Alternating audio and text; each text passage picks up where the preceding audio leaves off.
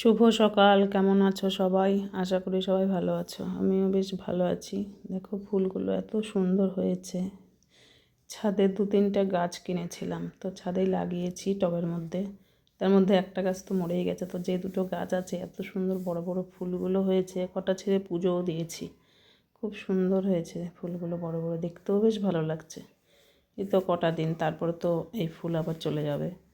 তো ছাদে একটু দুব্বো গাছও লাগিয়েছি, লাগে প্রতি বৃহস্পতিবার করে লাগে, একটু পুজোর সময় লাগে। তো একটু একটু করে ছাদে একটু গাছ লাগালে বেশ ভালো লাগে দেখতে।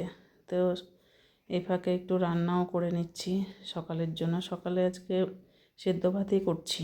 দুপুরবেলা সবাই বেরিয়ে যাবে, থাকবো আমি একা, এই জন্য সকাল সকাল ভাতটাই করে নিলাম। তো দেখো এদিকে রান্নাটা আমার হয়ে গেছে। করেছি বেগুন ভাজা, উচ্ছে আলু সেদ্ধ, আর করেছি মটরশুঁটি দিয়ে বাঁধাকপি। তো রান্না হয়ে গেছে, এখন সকালে সবাই টিফিন করে নেব, তারপর যে যার মতো বেরিয়ে যাবে, থাকবো আমি একা। চলো আজকের ভিডিও এই পর্যন্ত, টাটা।